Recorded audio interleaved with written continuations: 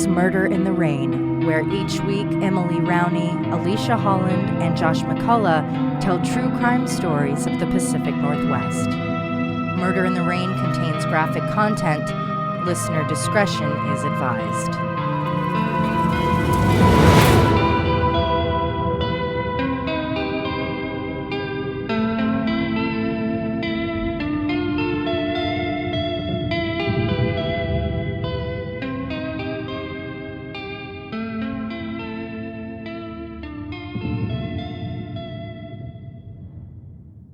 Kassanndra Marie Cantrell and her twin brother Robert were born on May 25, 1987, in Guam. She had another brother, Logan, and a sister, Ashlyn. Kassanndra, Cass, or Casey as she would go by, was loved by her family. Words like magic, wonder, creative, and bright light have been used to describe her. She loved music and laughter. Solo selfies, while beautiful, were rare. If it wasn't a photo of her with a pup, it was Cass with family and friends. As she got older and eventually found herself living in the Tacoma area of Washington, she leaned towards the unusual. She loved horror movies, theater, Gothic literature, and the generally macabre. This was an interest she shared with her twin, Rob. They grew to love memorabilia and collectibles so much, they started making plans to open a store. Kassanndra didn't care if someone found her too loud. She didn't care if she was unliked. She cared about being herself. Her interests and how she lived her life unapologetically made her stand out as unique and curious. That curiosity led her down numerous paths of interest. She wanted to lose herself in every sense and scenario so that she could learn how to find her way back. Her ability to learn about new interests led to hobbies like going thrifting. That interest led to Kassanndra making haul videos on YouTube, which she fell in love with creating. For those unfamiliar, a haul video is when someone goes shopping, then comes home, and films themselves talking about each item, where they got it, and how much it was. Cass's videos usually focused on great deals around Tacoma. Even with something as simple as shopping, she wanted to help other people out. The haul videos were made at the home she shared with her mother, Marie. The two were very close, sharing the home along with Cass's Chihuahua, Ruby. On 48 Hours, Marie said, quote, "She never really left home. She was always there, so we were really good friends." In addition to her haul videos, Kassanndra had a love for the stage, eventually joining a troupe that would act alongside a showing of the Rocky Horror Picture Show. She happily played the part of Janet, originally portrayed by Susan Sarandon in the film. A sense of community was born from that troupe, as was a relationship between Kassanndra and a fellow actor, Colin, also the show's director and lead tech. He played the narrating criminologist in the show. The pair really cared for each other, but in 2006, after just a few months of dating, the relationship was over. Colin moved on, dating and eventually moving in with Rebecca, another actor from the show. Cass moved on as well. It was known by friends and family that she was actively dating, even swiping on apps, though she had no active, serious relationship in August of 2020, when she disappeared. On the morning of August 25th, when Marie, Kassandra's mother, got up for work, everything in the home was as it should have been. Upon her return from work, Marie could see from the mess of makeup on their shared bathroom counter that Cass had been up and had gotten ready for the day. The strange thing was that she wasn't yet home. It wasn't a concern, merely unusual, and Marie wasn't worried as she knew Cass had plans that day to go out shopping. As the day cooled into night, the worry came because Marie still wasn't getting responses to her calls or texts to Kassanndra. She briefly allayed her fear by reminding herself that her daughter was a grown woman who would be home when she got home. No biggie. The next day, the 26th, Kassanndra had a very important appointment that only her mother and a friend, Alexandra, knew about. Cass had become pregnant, and the appointment was for her first ultrasound. Her friend was excited to go with her, which was why she texted Cass around 1:30 p.m., saying she was running about 15 minutes late. Cass didn't respond to that text, but Alex didn't think anything of it. She'd be seeing her soon. It was when Kassanndra failed to show at the doctor's office that Alexandra began to panic. She called Cass's phone until the voicemail was full, and then had no idea what to do for the rest of the day. She just waited. Going off the grid was completely out of Kassandra's character. Marie texted Alexandra, asking if Kassanndra stayed with her the last couple nights, and she responded that she thought Kassanndra had been at home. With that exchange, the real fear set in. Marie went to police to file a missing persons report. She said Cass had last been seen at 7 a.m. on the 25th, as Marie was leaving for work. Neither she nor Alex had concerns regarding Cass's mental health or suicidal ideations. She had no history of alcohol or substance abuse issues. Kassanndra was described as responsible, normal, and was always one to be in contact with her family. When asked about that prenatal appointment, Marie shared that her daughter was excited to learn she was pregnant and was greatly looking forward to being a mother. Though there was no boyfriend in the picture per se, Marie did tell the police about an ex-partner with whom Kassanndra was still friendly, a Colin who lived in the area, the Rocky Horror criminologist himself. And let me just stop to say the character of criminologist in Rocky Horror Picture Show is only in the prologue and epilogue scenes, with just a page or so of dialogue. So Colin wearing that particular hat during production isn't really all that impressive. Yeah, it's like just gave him something extra to do once in a while. And he was doing other things on the show? Oh, yeah. So, yeah, he was the director. Oh, and so the that's head, probably That makes why. sense. the Yeah. lead tech, yeah. But That he way could- you didn't have to I like that he commit. couldn't not be in it, though. That's more what I mean. Yeah. Marie was well aware that Colin and Cass had somewhat rekindled their former relationship, going out to the movies or getting dinner. When police questioned Alex about the day of the appointment and the identity of the baby's father, she said she believed it was a man named Colin. Alex shared that Kassanndra knew Colin didn't want children. He had voiced it to her throughout and since the end of their relationship. He went so far as to say that if he were to have a partner get pregnant and they refused to get an abortion, he would sue for full custody, just to spite them. That's incredibly effed up. Sounds like a good guy. Colin's feelings made Cass anxious to break the news. She almost didn't, happy to raise the baby alone. According to Alex, she eventually told Colin, and he responded more positively than expected. He was calm, told her not to worry, and that they would talk about it. Kassanndra found out about the pregnancy with a positive home test back on July 16th. She was thrilled about the future. The shower, making a list of names, creating a gift registry. After the test confirmed it, she texted her best friend, "I think I might be preggers." On July 29th, she had her first doctor's appointment. During the visit, Kassanndra did tell the doctor the name of the baby's father, Colin Patrick Dudley. Additional notes showed that Kassanndra didn't expect to become pregnant, as she thought Colin had a vasectomy.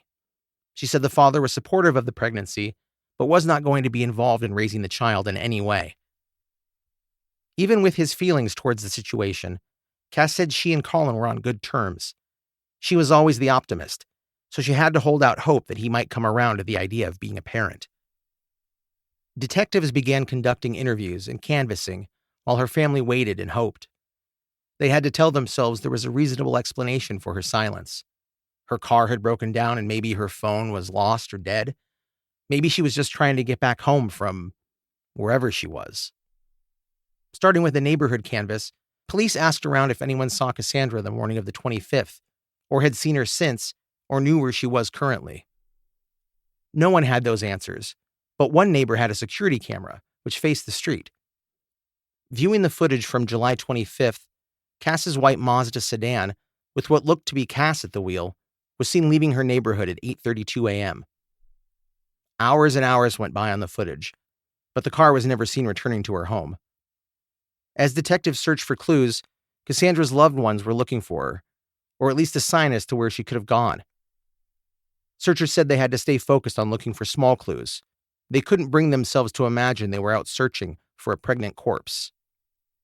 On the 28th, detectives stopped by Colin Dudley's home, which he shared with Rebecca. His ex was missing and pregnant with his baby, and his name had been mentioned multiple times. They wanted to hear what he had to say about the situation.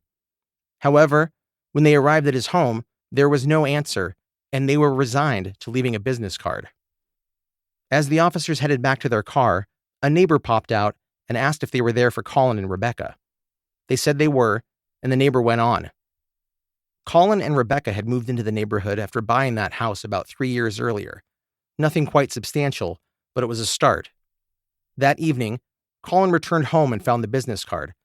He called the detective and said he was happy to talk, because he knew Cass, but since he hadn't seen or spoken with her in years, he wasn't sure he could be of any help. Arrangements were made for officers to come by his house the next day for an interview. Before that interview could take place, detectives got their first big break. Kassandra's white Mazda sedan had been found on the 200 block east of 25th Street. That area is very close to the Tacoma Dome, and the spot is covered by an I-705 overpass. The doors were found unlocked, and the keys were tossed in the center console. After a thorough check, the vehicle seemed not to contain any evidence relevant to the case. During the few days her daughter was gone, Marie went through all the physical copies of their phone bills to see if they held any clues. She called in to report that she had found several calls and texts sent to an unknown, unsaved number on the 19th. When Marie read off the number, the detective recognized it as the one provided by Colin Dudley. Ooh. We all knew. We knew. Investigators were issued a warrant for Colin's phone records. They showed that he had actually been in contact with Kassanndra at that phone number since February. Detectives now had a lot more information going into the interview with Colin. Standing on his front porch, Colin told the detectives about how he and Cass had met at the Rocky Horror production, and that they dated for a few months. He claimed their last contact was in 2010 or 11, when he bumped into her while she was working in the mall. At the time, Colin was working as a professional chef. Detailing his schedule, he said he was off on the 25th, but he had spent that day running errands, primarily going to Costco to get cleaning supplies for his home. Yet one purchase in particular stood out: a box of 50-gallon trash bags. Detectives then brought up Kassandra's 10-week pregnancy and that friends and family had reported to police that Colin was the father. To that he said, no way, hell no. When asked if maybe he was forgetting a hookup or a one-night stand, he stood firm, saying, no, absolutely not. Asked why those people, including the mother of the baby, would say it was him, he said he had no clue. Now that detectives knew Colin had been in contact with Cass, at least via the phone, they asked if he would be surprised if this number came up on her history. He said it wouldn't surprise him, but it just shouldn't be there. Confirming his phone number, it matched the one found on Cass's record. Leaving the interview, police took Colin's phone with them. At what year? This was recent, yes? This is in 2020. Oh my. Okay, at this point, the phone is going to know. What are you doing? You think that getting a different number is going to be... I know, where have you been all decade? Yeah. Like, That's literally goofy. every case. Why not just say, oh, we had been talking, but I don't know what happened to her. Was it like a track phone and he thought he could get away with it? Probably. I saw it on Breaking Bad. I believe there was something with the Long Island guy that he used burner phones and they were able to figure it out. Yeah, that's how he made contact with the people that were murdered, yeah. Hey guys, the cops are going to trace your phone. Stop killing people. Yeah. There's a little dot that goes everywhere on a map that you go when it go. Especially if you have Google, because nobody knows how to turn those settings off. Yeah. At 5 days missing, there was another break in the case. After finding her car near the Tacoma Dome, police canvassed the area for surveillance video. By a stroke of luck, her car had been parked on a street shared with Tacoma's T-line light rail system. The streetcar had a dashcam, essentially, which recorded all during its daily route. Scouring the video, detectives located footage from the streetcar's point of view that showed Kassandra's car. In an astounding piece of luck, they could see a man get out of the car and walk away from it just as the camera glides by. The subject was wearing a hat, something akin to a fedora or trilby, and blue gloves. He looked to be about 6 feet tall and 280 pounds, which matched Colin's physical description. The footage was from the morning of the 25th, after Kassanndra in her car could be seen on her neighbor's security camera. Connecting a digital puzzle of surveillance video, police were able to trace the man's path. He was seen walking across the street and light rail tracks before reaching the Tacoma Dome station and taking a seat at a bench to catch his breath. It was 11:50 a.m. He then gets up and starts walking again. It's 11:54 a.m. In that footage, it's obvious the person's gloves are the latex kind, the disposable blue latex kind. Never a good sign. In public, yeah, no. As if the trilby wasn't enough of a... Yeah, unless someone's tattooing or actively doling out weed to sell. As he lopes across the camera's view, his gait rang a bell in the minds of investigators. It was very similar to the way Colin moved around. It's him. Can you guys tell that it's him? Yeah. I don't know. I'm keeping an open mind. I did have a feeling when his name came up early on in the conversation the first that time. we might be going down an investigative rabbit hole. Continuing to connect videos, they were able to follow him into the Tacoma Dome parking garage, just a few blocks from Kassandra's Mazda. Checking all camera angles from the garage, they were able to get a perfect view of the Chevy Colorado truck Mr. Blue Gloves drove away, as well as its license plate. Running the plate, it was confirmed that the truck belonged to I don't know. Who could it be? Colin Dudley. Oh my I'm God. shocked. Working backwards, the truck was seen arriving at the garage at 8:15 a.m. that morning. When it got there was a bicycle laying in the bed of it. As the man, believed to be Colin, parked, he got out and took the bike out of the back. He then rode off, leaving the truck until his return 3 hours later. The investigators' thoughts moved from, let's find Kassanndra, to let's find out what Colin did to Kassanndra. Speaking with friends of Colin, they learned he regularly hosted a game night in his basement. Colin was the dungeon master when he and his friends played Dungeons & Dragons.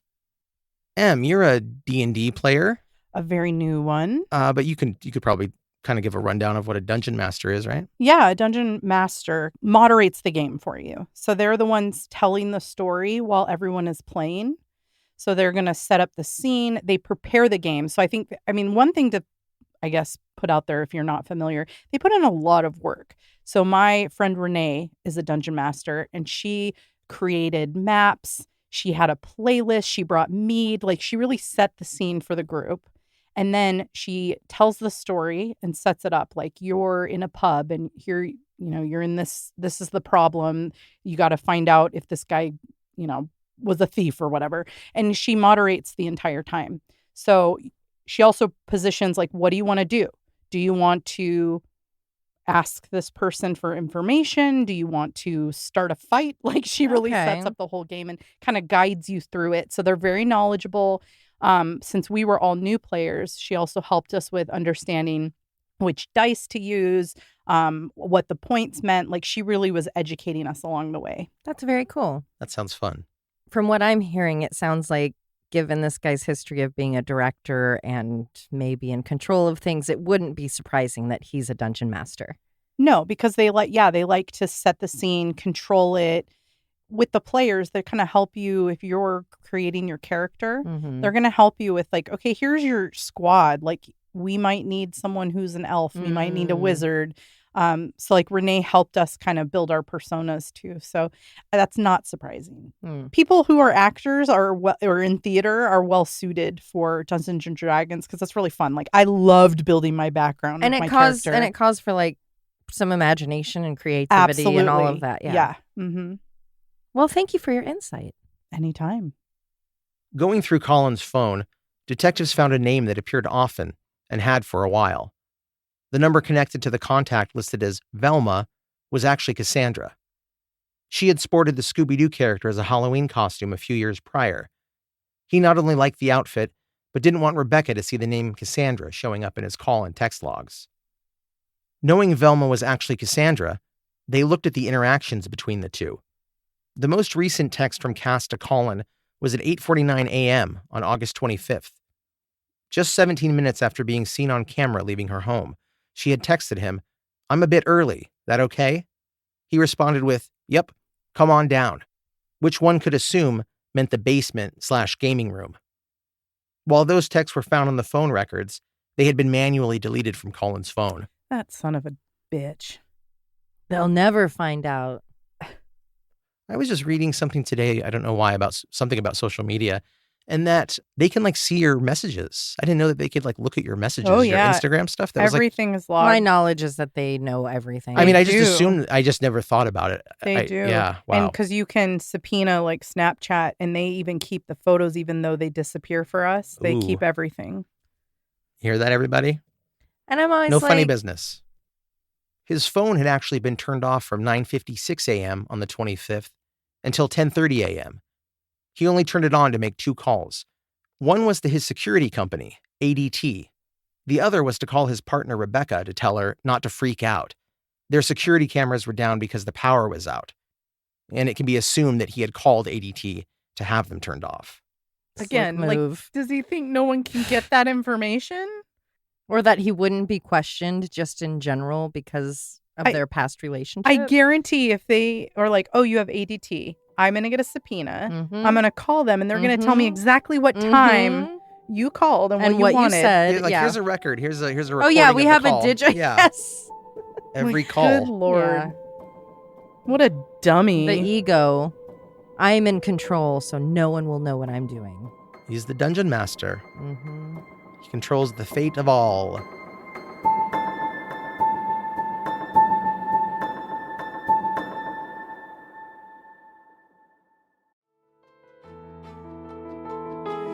For the last few years, there's been an uptick in promoting self-care, and for good reason. It's so important for people to take care of themselves so that they are at their healthiest before they take care of others. This could be in the form of taking a walk, getting a pedicure, or making quiet time to read a book. For me, it's skincare. As I get older, the more I invest in my skincare routine.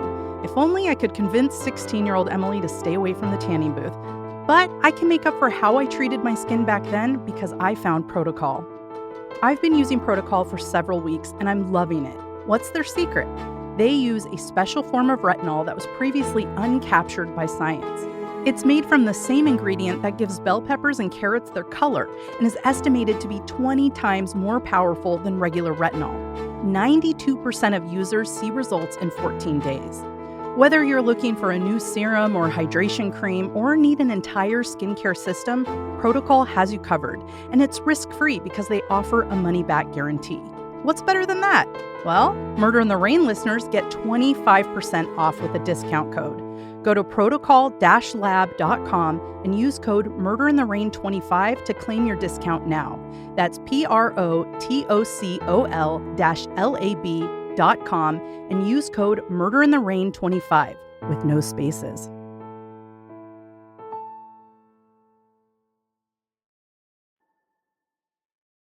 Cross-referencing his phone information with what they could retrieve of Cass's, even without the physical phone, forensic examiners found she had left her home the morning of the 25th. Both Cass and Colin's phones then pinged off the same tower, showing to be in the same general area until 11:40 a.m., when he turned his phone off. But he had forgotten to turn off her phone. Her phone appeared to leave Colin's residence around 11:40 a.m. It then pinged in the area where the car was later found. The phone left the area at 11:58 a.m., and traveled to Point Defiance Park, and specifically Owen Beach. There, the phone data ceased. It had either been turned off or thrown into the water. With a new location to search, police checked video surveillance for Point Defiance Park, a place Emily spoke about in her episode, Point Defiance. Remember that, Em? I do. It's a cursed place. Who I was that? also- Was that Kimberly? Who was that? No, that was the two little girls, and we brought it up again when in my recent episode, Mud and Blood. Oh, yeah. We Mhm. expanded a little bit and touched on that case as well.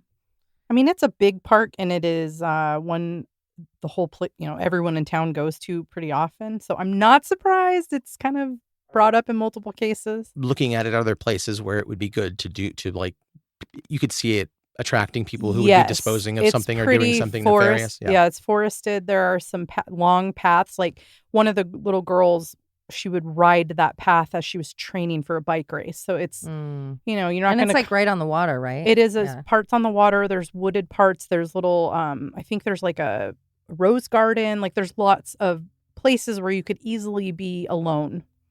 Detective Franz Helmke, the lead on the case, then used Google Earth to make an arc, showing where the phone, presumed to have been tossed in the waters of the Puget Sound, may have landed.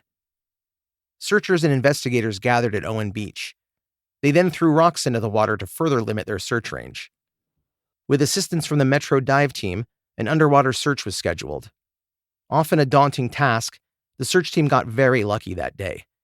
Not only was the tide incredibly low, but the waters were clear, which, as Alicia can attest to, is not always the case. That's true. Emily, we were just talking about you're getting your scuba certification. Yeah, I was going to say, and soon I'll know. I did 2 scuba certifications up at Puget Sound. One was wonderful. The other was terrifying with zero visibility. Like You couldn't see your hand in front of your And that's face. why I wasn't going to do it here, and I was going to do it on my vacation. We did do it in a horrible time of year, though. So, in all fairness, I believe it was early spring. So, don't do it. Go in the summer. That's right. Instead of a grid of searchers tromping through the woods, a line of snorkelers went out into the water. Holding a literal line, they were shoulder to shoulder, looking down, hoping for a break. It only took an hour before one of the divers hollered out. They had found the phone. That's nuts. I love that. See that, but that's what science, math, and some good hard work will get you. Actual detective work. Yay. Throwing rocks. Yeah, there's a photo that'll be in the blog of the actual phone underwater when they found it, and it's just the clearest picture you've ever seen. That's wild. It's really cool, yeah. For investigators, it made no difference if the phone was ruined. If they needed to spend the time, money, and effort to retrieve its data, it was doable. Of more concern was connecting its movements to Colin's. And now that they had retrieved the phone, it seemed very likely Colin had tossed it into the water. On September 1st, the SWAT team arrived at Colin's home. Detectives acquired a search warrant based on two theories. Either Cass was being held against her will in Colin's basement, or that it contained proof of him killing her there. The SWAT team searched the house. That's when investigators learned Colin and Rebecca had separate areas of the house, and Rebecca wouldn't have gone into the basement. The team went through the house, even using cadaver dogs to search for remains. There was interest in the basement, especially a brown sofa, but nothing solid. There were also areas believed to have been positive for blood, which they collected as evidence. A hat was collected that matched the one seen in the video, and his truck was seized. This guy's a real brainiac. Yeah. Searching continued as Colin was detained and fingerprinted at the station. He then stopped cooperating with investigators.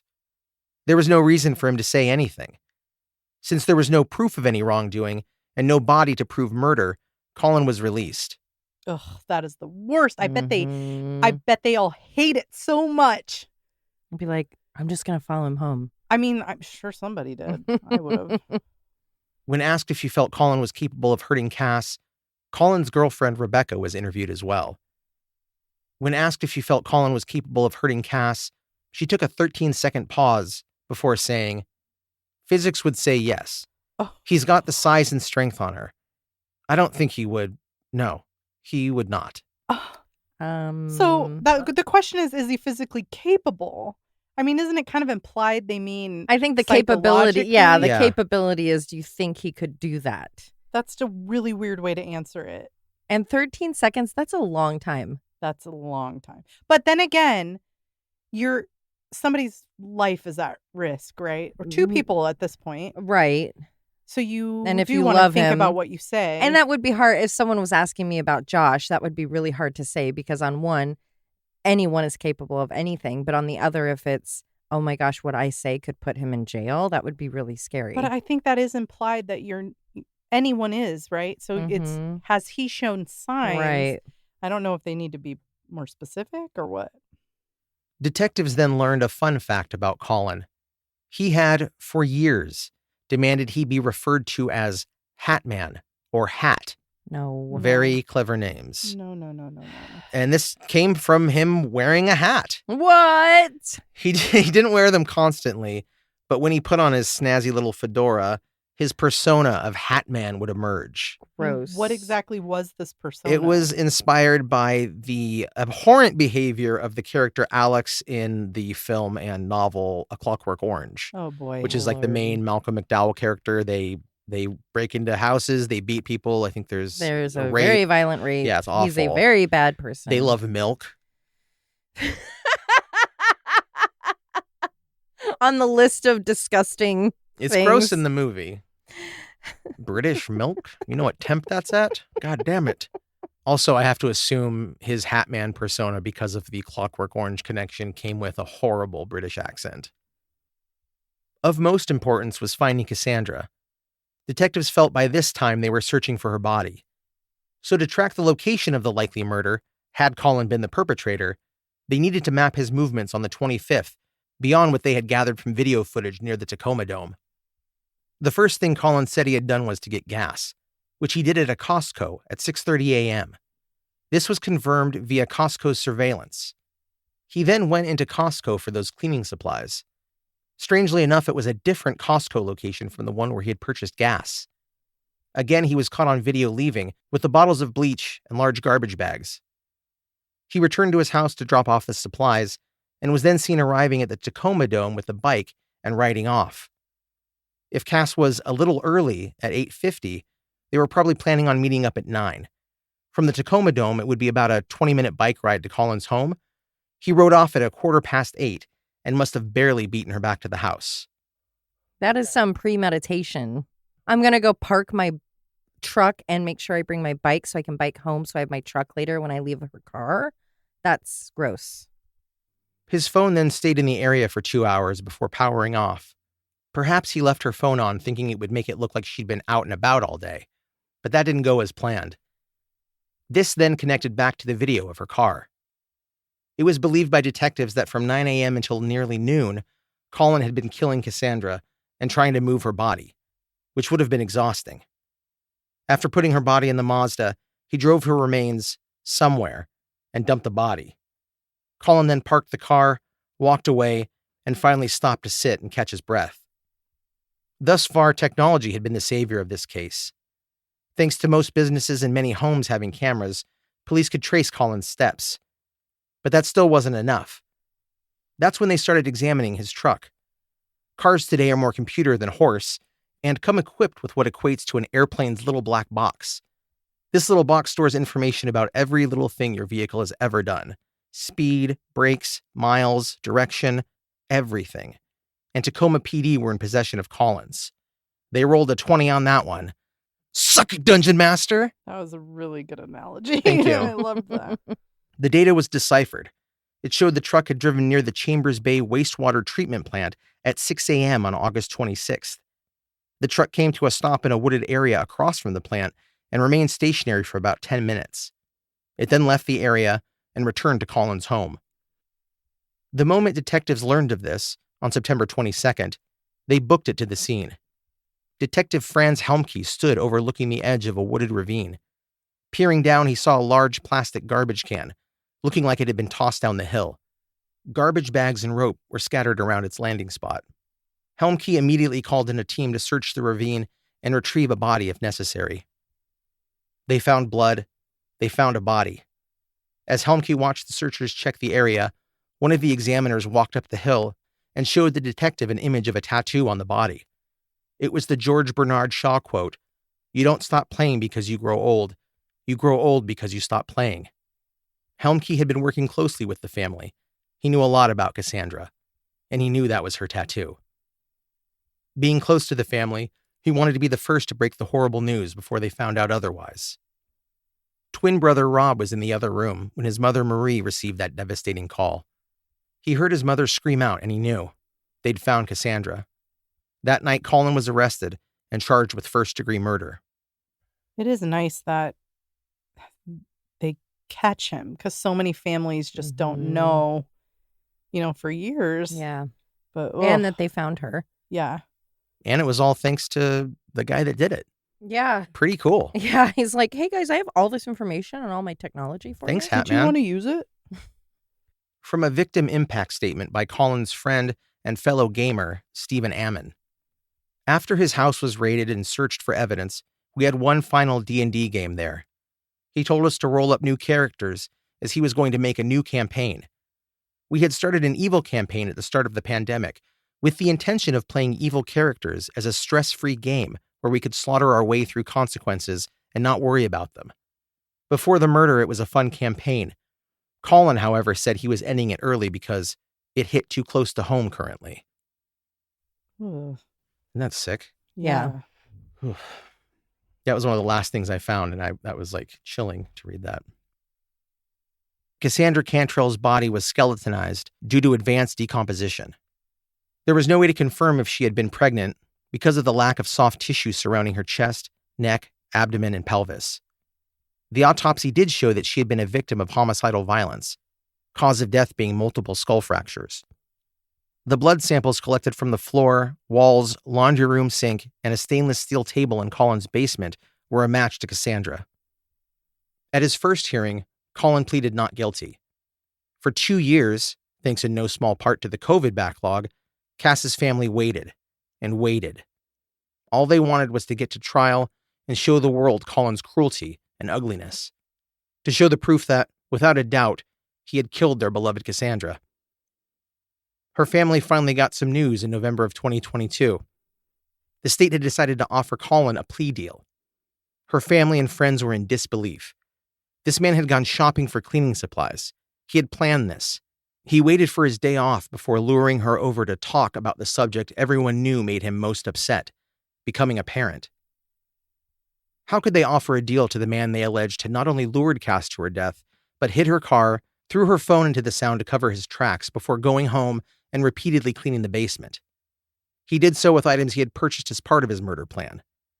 It was also believed he had left Kassandra's body in the basement overnight before dumping her off the ravine. During that time, his partner Rebecca had been in the home, sleeping right above the bludgeoned corpse of her boyfriend's pregnant ex. Because she had been in the house, some thought, just for a second, Rebecca may have been involved or had some knowledge of the killing. After being interviewed on multiple occasions, it was clear she had nothing to do with it and was just another victim of the Hat Man. As for the reasoning of the plea deal, the state said that while they had a lot of evidence, it was almost all circumstantial. They were still lacking a murder weapon, eyewitnesses, and a confession. So there was a chance, a small one, that a jury wouldn't believe Colin had been responsible for Cass's murder, hence the plea deal. At least it would nail him for first-degree murder.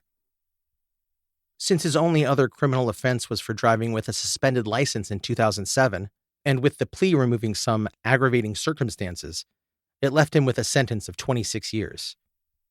If he, as we have seen so often, is released on good behavior, he could be out as soon as 2044, when he'll be in his early 60s. To make up for what they feel is a lack of justice, Kassandra's family is hoping to create a new law that would force a life sentence on anyone found guilty of knowingly killing a pregnant person. Kassandra's twin brother Rob was devastated at the loss of his sister, especially since their last phone conversation was a sibling argument about him going over to her house on the 25th.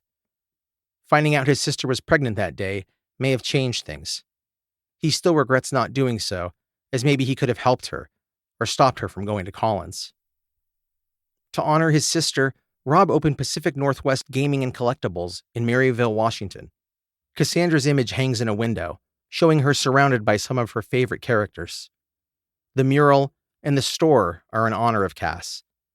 And it's just a short drive to Kassandra's grave, a place Rob and their mother Marie often visit to say hello, make sure it's tidy, and leave flowers. The mural in the store displays the same quote from the tattoo initially used to identify Kassandra's body. Marie can't help but think about all the sweet plans Kassanndra had for her life. What adventures and joy motherhood would have brought her. All of the could-have-beens. Marie will also miss the little things, like how Cass liked to surprise her, and the way she would bring such a happy presence with her everywhere. Those are the things she'll miss the most. The plea deal wasn't the end for the family, or for Colin. They are suing him for the wrongful death of Kassanndra.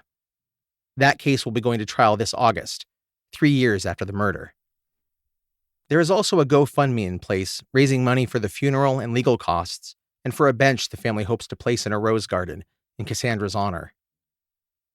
The Cantrell family was in the news again in 2022 when they protested the sale of what they deemed the murder house, where Colin had lived and allegedly killed Kassanndra. It is currently off the market. And I have a few stats here regarding intimate partner violence. From nationalpartnership.org, more than 1/3 of women report psychological aggression by an intimate partner, and nearly 20% report sexual violence by an intimate partner during their lifetime. In addition, financial or economic abuse occurs in 99% of cases where other forms of IPV are also present. Early evidence indicates that cases of domestic violence have increased and become more severe during the coronavirus pandemic. Many women report that abuse started or intensified when they became pregnant. Each year, an estimated 324,000 pregnant people in the United States are battered by their intimate partners. IPV during pregnancy can hurt both maternal and infant health. Black, Indigenous, and other people of color suffer the impact of IPV disproportionately. particularly considering that these communities tend to have less access to the care and resources that would prevent, mitigate, and remedy the effects of IPV, over-policing and systemic racism. And I'm sure funding for certain neighborhoods Yep. to get things in place. But hey, take away abortion rights. 45% of Black women and 48% of Indigenous American Indian and Alaska Native women report IPV in their lifetime, figures which are, respectively, almost 20 and 25% higher than the rate reported by non-Hispanic white women. Pregnant women in the United States are more than twice as likely to be murdered during pregnancy or shortly after childbirth than they are to die from the 3 main medical causes of maternal death associated with childbirth, research shows. The majority of the homicides of pregnant women in the U.S. are at the hands of an intimate partner with a firearm. And this is a quote from the obituary for Kassanndra that's posted online. Childhood was spent blending reality and dreams, making Casey singular and a bright light of creativity. She cherished the strange and unusual, gravitating towards gothic tales, vintage styles, and sometimes the macabre. Casey grew into a woman who was herself strange and unusual, in the most delightful way. She was vintage, she was retro, she was classic. Casey was an endless surprise. She was happiness, she was wondrous dreams, and she will be endlessly missed. For Casey, every moment spent pregnant became the new best moment of her life. She took to it like a bird to the sky, and would have taught her children about all the important things. She would tell them, when you believe in a thing, believe in it all the way, implicitly and unquestionably. They would have had the courage to be their own wholly unique selves because they would have learned from the best example. When they came home at night and sang their do-do-do-do-do echoes from Goodnight Sweetheart, you know the song? Mm-hmm. Good night, yeah. Do-do-do. Is that it? Do-do-do-do. Just as Casey, yeah. Well, it's time. Sorry. Just as Casey and Robert had done as children, they would feel it. They would look at her with their child wonder and know they were home. Casey was braver than she believed, stronger than she seemed, and smarter than she thought. She knew that it is a happiness to wonder. It is a happiness to dream. On August 25th, 2020, Casey's dream on Earth abruptly ended, and her dreams in the Summerland began. And the Summerland is like a pagan afterlife. Ah. Yep. There's also a video tribute that was posted online for Kassanndra. It's like 15 minutes long, and it's photos from her entire life set to music. It's really beautiful. And at the end, the last song they're playing is Goodnight Sweetheart, and it fades out over a picture of Kassanndra in an airplane. She's looking out the window, and it fades out, and then it cuts to video of Kassanndra on her couch. She's facing the camera. I think it's one of her haul videos, and she's like holding an old school roller skate. And it's unrelated to anything, you know, but in it, she says, "I hope this helps. Thanks for watching. Bye." And then it ends. Ugh. And so like this little piece of footage became like a little, like a I'll sign bittersweet farewell for her. Yeah. That was quite moving to watch that. I also felt kind of invasive. Well, unfortunately, I'm not surprised by the statistics that you shared. It's shocking that non-white people, I mean, not shocking, it's never shocking anymore, but that it's double. And I also think of how many cases of things that aren't reported or deemed that same level, you know, so the numbers are so much higher. Oh, they're much higher. And the fact that being pregnant is so dangerous. Well, in our healthcare system right now, it's incredibly dangerous to be pregnant, especially if you're a woman of color, let alone the fact that being pregnant could get you killed. And how that's not on the same level at this point of a hate crime, or, you know, I know it can have aggravating circumstances, or some states they say, you know, it's a double homicide, that kind of thing. But to not have more things in place at this point. Well, and experts are talking about we're going to see a spike because of states disallowing abortion access. We're going to see a spike in these types of scenarios. Yeah, if I am in an abusive relationship that I can't financially get out of, or for whatever reason, and I get pregnant, and I know that he will be aggressive about that, and I can't go take care of that, it could be a death sentence, and has been, and will continue to be. It's just wow. Thank goodness the FDA, I don't know if you heard, I think today or yesterday, they approved an over-the-counter birth control. Yeah, I think that was today. Yeah, but which is how amazing. many states are going to not allow that sale? Well, it's going to take some work. They're going to have to go to court. Not that that matters, but anyway, hopefully for a while, some people can get their hands on it that otherwise wouldn't and can at least keep some of these things from happening because it's awful. It is awful. It's awful to think that by forcing some women to carry their baby to term, we're giving them a death sentence in a lot of these cases. And this guy, she literally has said, it's okay if you're not involved. You don't have to be the dad. Yeah, she wasn't expecting anything. She probably could have had her life with her mom, raising the baby. I mean, she had that positive spin on it, which he might have taken as she's not going to let me not be part of the baby's life. And just the control. It's almost not even about being pregnant, but just the control, because she could have told the girlfriend that she was pregnant with his child, or she could have done some, asked for child support, and that would have blown up his life. I've got to have control. I'm sure that was part of his decision. It's a baby. What are you so scared of? They're just a wad of meat with a diaper. Chill out. Like, you don't have to be the dad. Just walk away. It's fine. Waddle away.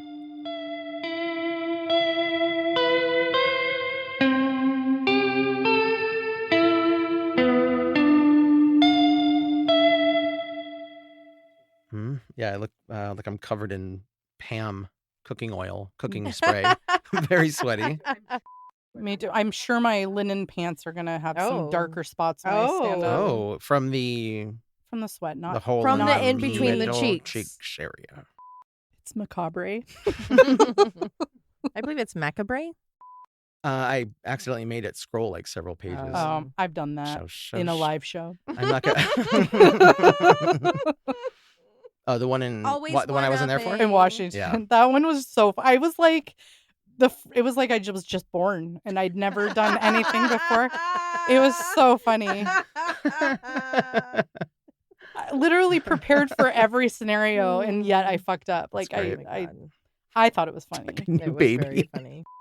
I don't mess with that jive anymore. Unapologetic. That's the name of the episode. Can you take a breath and slow can you it down? spread your cheeks? I sure can. We know we can smell. Oh my God! Poo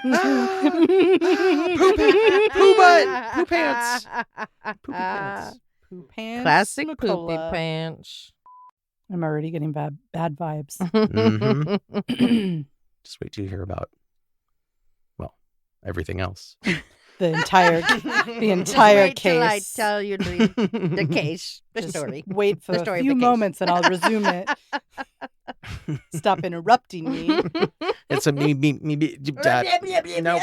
That's all, folks. It's hot. All right. Silence. I like to redo my clicks. Emily, do you want me to do another one now that you interrupted me? Sure. I'll do it. Go ahead, but don't do it in the mic. I didn't mean to. You got frap mouth. Oh, the time hit the scariest day of his life. Yeah. And I Yes, was that's a thinking, classic blooper. You've never been pregnant or something. It was the worst day of my life. But I just took it. Oh. And then there was no baby. So. Wait, you took the test? There might be a baby. I just. Oh. That was funny. Took me a minute. I bought it. I figured I should take it. Great news, honey. We're not pregnant. Not pregnant. I pissed all over this thing. Several times. Somebody's had to have done that. Absolutely. Too many idiots in the world. Having babies. It was further. I'm sorry. I guess I should get something that goes like, not as Or just loud. Hold your down by your I leg. did or it. something. I did it, and then I didn't do it. I had it behind my Padlet and didn't work. You might as well just scream "hole in the cheeks" to us. We'd Well, it's prefer not a hole in the cheeks. It's the hole at the center of the cheeks. Oh, The If there's a Apex. hole in the cheeks, you've been skewered. Dear Liza, dear Liza. Well, my whole face is sweaty. Knees weak. Wait. Mom spat her spaghetti. This is white Mazda. Hey, Who's Canadian drive now? a Mazda. Mazda? I have some pasta in my Mazda. Standing on his front porch. Porch? Orange. Porch. My porn porch. Oh. That's where I look at my nudies. That's a huge bitch. No, that. Bleh. Hey, guys. You learned from Josh. But it was funny. Come on. You saw that was. line and you were like, what would Josh do? He That's would right. put that toe. Well, Over that line. not the toe. We don't bring up toes. He put that big toe. Wait.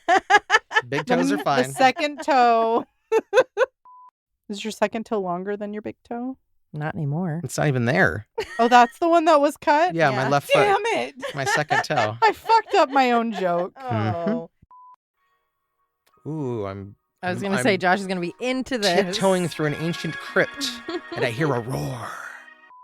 Or it's early morning in Austin, Texas, and you're gonna come and And I'm kicking you out of my rail me. hotel Oh, room. yeah. You've sniffed enough of this hole. Get out of here. You cheeky. That's right. Oh, double That's what I say. cheeks. Cheeky, cheeky. Spread it. I was gonna try to come up with another rhyme, and I Yeah. just stopped. Mm-hmm. Sorry. It's hot in here. So I can't And I remember. take a step. Can't remember what that string And it's a instrument is called, Oh. but it's kind of like a mandolin, maybe is what I'm thinking. Mandolin. It's a lot of mandolin. It's the kind of thing if you're watching a movie, like Lord of the Rings. movie about the medieval times, that's the type of It's music. like green sleeves. Yeah, that kind of music. So she had like kind of a mix playlist for us, and it was great. That's it was cool. so fun. We had It like does sound fun. It sounds very immersive. I like that. oh, it was because it was an in-person event, so we had Oh. planned it. But yeah, and you can do it remotely. Like we all bought our own dice and stuff. Like for Tekla's birthday, I got her own D&D dice set. That's And cool. it's fun times. It's fun. It is fun. That was fun. It was fun to hear about. I think everyone will be surprised that I'm the one that's into D&D. Yes. Mm-hmm. The We're weirdos, pretentious not one. nerds. Hey, I am a nerd Yeah. through and through. Yep. It's 90 degrees. Okay. It feels like it. It is. Partner Rebecca. Rebecca. God, I'm so. The other call, I'll put it up in there. like, You Like, just I don't just care. don't care. mhm. That's right. We're a bunch of goobs. General area until 11. Damn it. Excuse you? Funky dunk. Funky dunk. The only wind I like comes out of the hole in the Oh, middle. here we when you go. pull the butt cheeks apart. When you move the roast beef out of the way. I have a little butt roast beef. It's been through a lot. Anywho, it made no difference that the phone was irrevocably waterlogged. Okay, Bella Swan. Who? And I was in Twilight when, Oh. when she says that word. She when- says irrevocably? yeah, irrevocably in love. Ew. Us. So fun.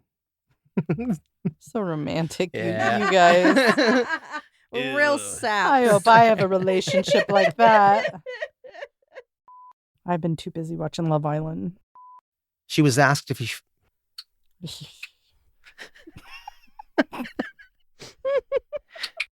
What if I spend none? You You don't get get nothing back. anything. Boy, you guys really responded to that like you were so tired of answering my questions. That was great. No. Prolapse. Prolapse. Prolapse. Butthole. Uh-oh, spread it. Pull it. Bop it. I was going to say, was this a Repair Bop It my game? roast beef. Was that a dig at me? No, I was talking about... I'm just kidding. The moments detect. Mm-mm, Mm-mm-mm. just one moment. You didn't say the magic No, word. no. Would a dungeon master do that? It had only. He waited for his day off before. Beefer. I want Arby's. Well, you know where We you can get always some. bring that out in you. Yeah. I mean, he is and he's a theater kid. Yes. Yeah. I just. You know who I I'm just know picturing it. right now, Alicia? Yeah. Yep, I knew it. Is he the Raven? Uh-huh. Yeah, I love that guy. God damn it.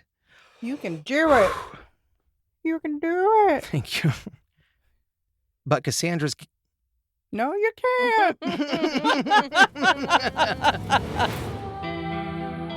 Murder in the Rain is a Cascade Media production, written, hosted, and edited by Josh McCullough, Emily Rowney, and Alicia Holland. Feel free to email us at murderintherain@gmail.com or through our website, murderintherain.com. For as little as $1 a month, you can subscribe on Patreon to get exclusive access to ad-free and older episodes. For only $5, you can access Patreon-exclusive episodes and content. For more of us, be sure to follow on all the socials, listen to Josh and Alicia on their other show, Always Be My Sisters, and follow Emily on TikTok at @M_murderintherain. And suck my balls.